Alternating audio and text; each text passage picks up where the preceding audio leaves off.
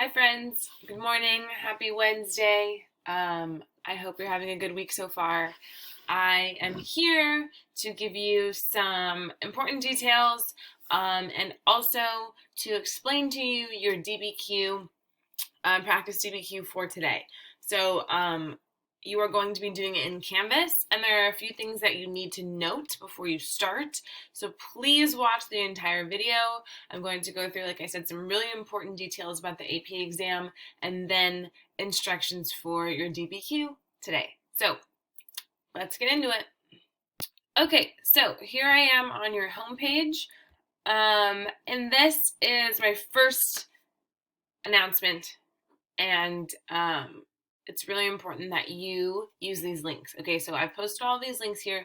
They are links given to us by the College Board that are going to be super helpful for helping you prepare for the AP exam, which is 2 weeks from tomorrow? Today? I mean, depends on when you're watching this, I guess. But it's in 2 weeks. So first of all, this is the AP testing guide. It is a video that should go through and hopefully help answer all of your questions.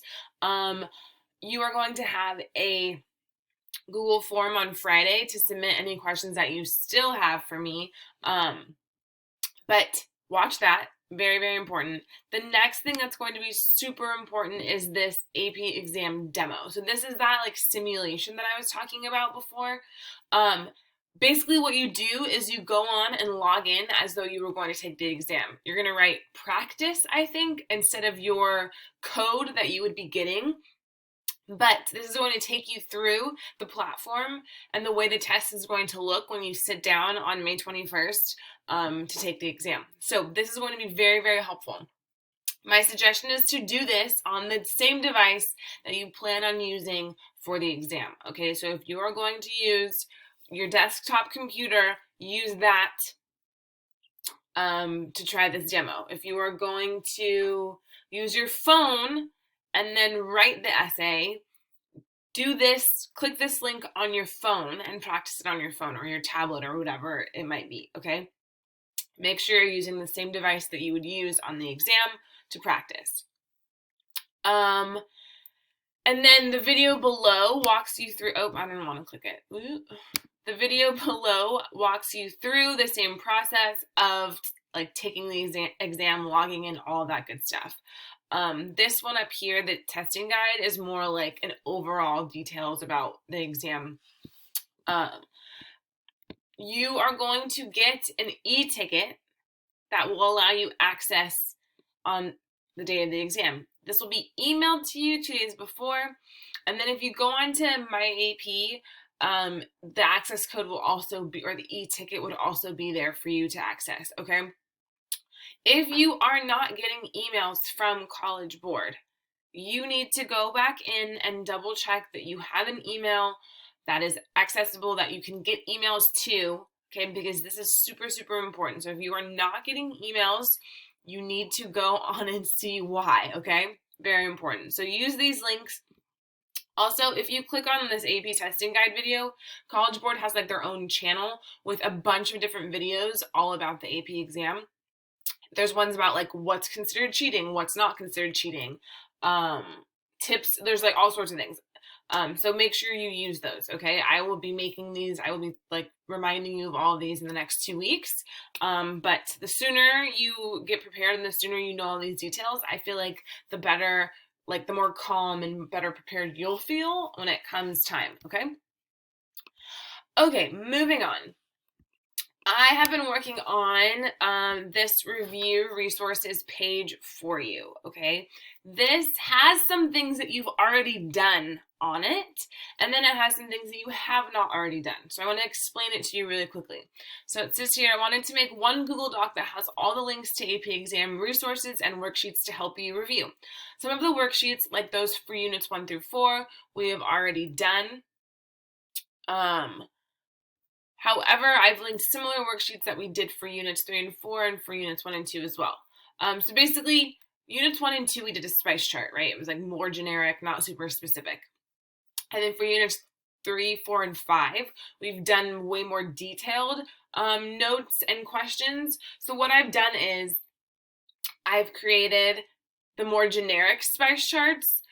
That's here, spice and cause and consequence charts for units 3 and 4 and 5 and 6 also, okay?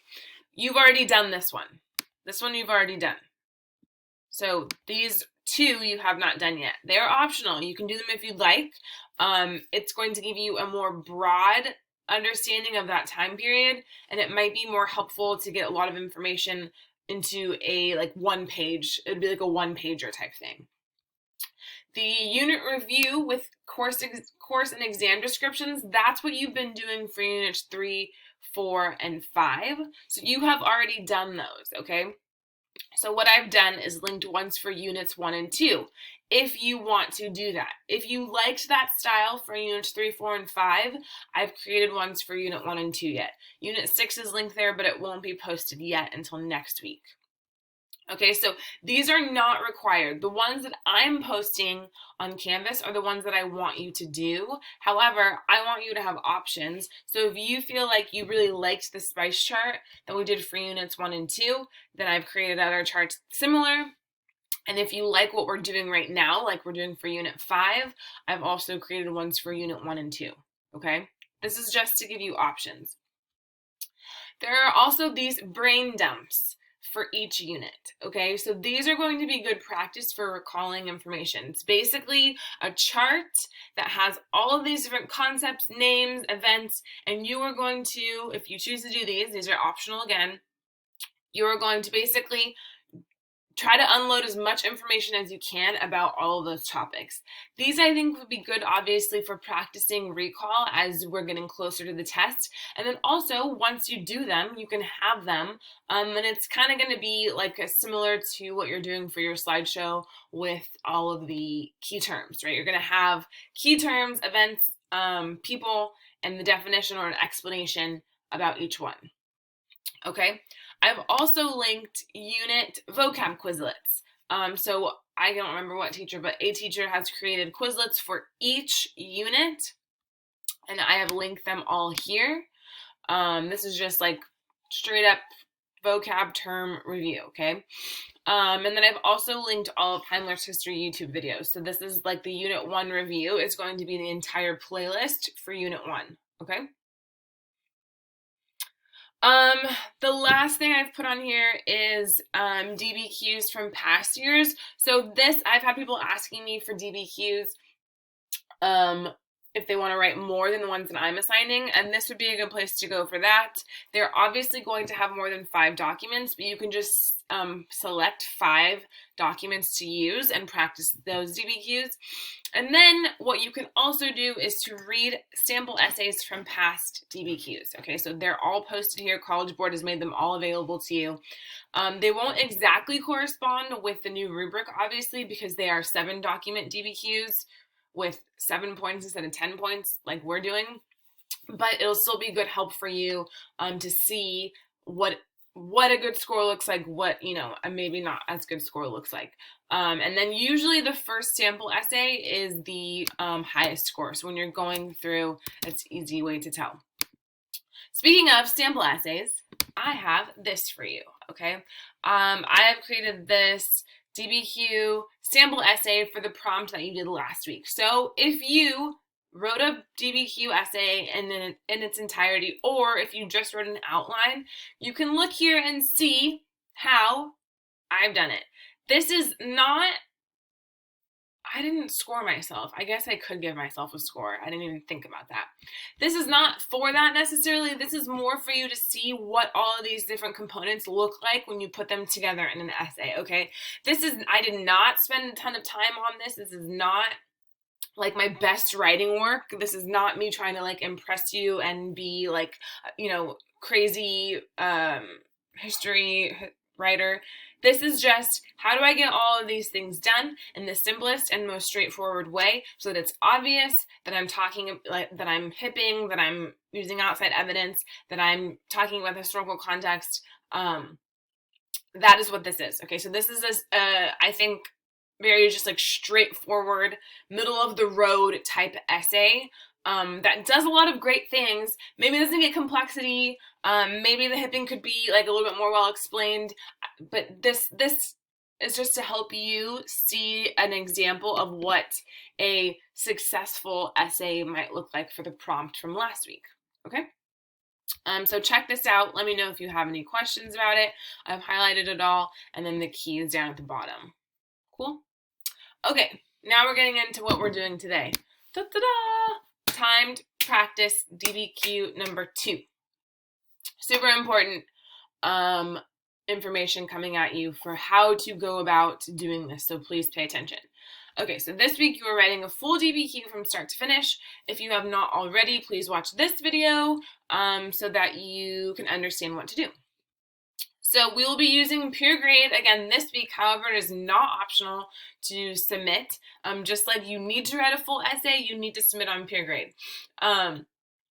Because we don't have a ton of time between now and the AP exam, and I want you to get feedback and I want you to read essays, it's super, super important that you submit for peer grade, okay? So you can click this link here to sign up. And then if you've already signed up, if you used it last week, you already know what to do. Just log in and then submit for the new assignment, which is practice DBQ number 2. Okay, so you are going to be writing your essay on Canvas, but you are also going to be submitting it on peer grade. So that means you need to have a separate copy of your essay, okay? So what you need to do, or what you have a couple of options, I guess. But the first option is kind of what the AP or College Board has suggested you do for the AP exam anyway, and that would be to have your prompt open in one window and a Google Doc open in the other. So basically, once you press start on this, you want to have this prompt open, a Google Doc open, you type your essay here, you copy and paste that essay into the Canvas whatever submission box thing, and then you have a copy of your essay, and then you submit your essay on Canvas, okay? The essay on Canvas, the reason we're doing it is so that you have that timed experience. I want you to have a true timed experience, not one where you can start 5 minutes and then take a break and go get a glass of water and come back. I want you to know what it truly feels like to have this timed experience. So that's why we're doing it on Canvas. So you could do that, or you could just write your essay in Canvas, and then before you press submit, you could just copy it and then paste into a Google Doc or to a Word doc. But you need to make sure you do one of those things. I can go back in and copy and paste and send your essay to you once you submit it, but I'd rather not do that for 130 people, so make sure you do that. Also, like I said, this is potentially good practice if you're planning on writing your essay this way, where you have one window open with the prompt and the other window open where you can write. Okay? Please complete and submit this essay by Sunday, May 10th, no later than 11:59 p.m. The peer grade is also due at that same time, so make sure you write this before then so that you can submit onto peer grade, okay? Peer grade essay is due on Sunday the 10th at 11:59, and then your peer edit response to another classmate's essay is due Tuesday, May 12th at 11:59, okay? Does it say that somewhere? I guess it says it here. Trying to see. I'll add that in just in case. It says on peer grade too, it has all the due dates. But yeah, deadline for submitting your peer edit is Tuesday, May 12th at 11:59. Note that you don't get your feedback until you submit, or unless you submit a peer edit on another classmate's essay. So gotta give that feedback to get that feedback, okay?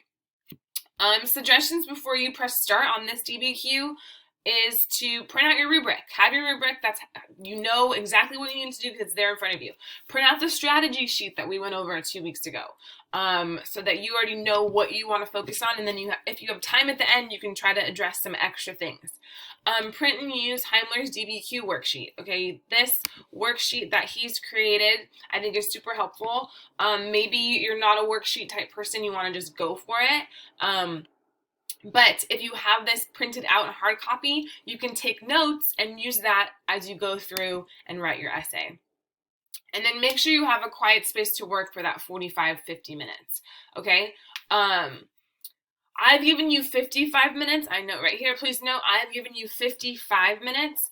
That is 5 minutes more than you will have on the AP exam to both write and upload your essay. So you're basically getting a 10-minute cushion here. Please be aware of the time crunch. Next week, I probably will not give you an extra few minutes, but I don't want you to stress, and I know we're at home, so things happen. So I want you to have that extra 5 minutes. But remember, on the AP exam, you have 45 minutes. Well, you have 50 minutes technically, but 5 of those minutes should be dedicated to making sure your essay uploads correctly. So you have 55 minutes today, but please be aware that you will only have 50 minutes on the day of the AP exam to both write and upload your essay, okay? And then back up here really quickly. Same as last week. Again, this is going to be checked for completion, but I'm not going to go through and assign you a grade for this. So you will not benefit from cheating in order to complete this essay. So like if you have a Google Doc open and you and so-and-so are working on the same one and then you submit the same essay or whatever you do, if you copy and paste huge chunks from Wikipedia, that is not going to benefit you. The point of this is to help prepare you for the AP exam so that you are super confident, super well prepared. So make the right decision, do the right thing, do your own work, make this as close to the AP exam experience as you possibly can, and good luck. Remember, this is just a practice. Do not stress. Do not let the overwhelming feeling of the timed experience stop you or impede you from doing well. Okay, you've practiced this a ton. I know you can do it. I think that's all I have for you. If you have any questions, please, please, please come on and ask me before you start your DBQ. So I have office hours today. I have conferences on Friday. And on Friday, if you want to talk about your DBQ from last week, you can go ahead and do that. Sign up for conferences. That's all I've got for you. I hope you have a great day, and I will see you soon.